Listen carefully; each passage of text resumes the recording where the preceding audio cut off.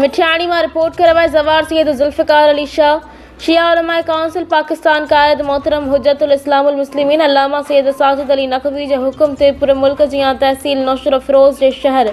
मिठियाणी में भी पुरअज़म रैली कढ़ी वई, जैमें शिया उलमा काउंसिल पाकिस्तान तहसील नौशर अफरोज़ के सदर मौलाना हुब अली हैदरी, नायब सदर ज़वार सैयद जुल्फ़िकार अली शाह, जनरल सेक्रेटरी ज़वार सैयद मीरल शाह, अंजुमन फ़रोग़ ऐज़ादारी के अगवान सैयद इज़हार अली शाह की अगवानी में कढ़ी वई, जैमें शिरकत शिया उलमा काउंसिल के कारकुनन और फ़रोग़ ऐज़ादारी के मोमिनीन और सियासी समाजी अगवानन और मुसलमान भाइरन वॾे अंग में शिरकत कई, जैमें इस्लामाबाद इमाम बारगाह खदीजतुल कुबरा में बम धमाके में शहीद थियल मोमिन के भेटा पेश की वई और यकीन ॾियारियो त असां शहीदन जी और ज़ख़्मिन जी वारसन सां हर महाज ते गॾु आहियूं।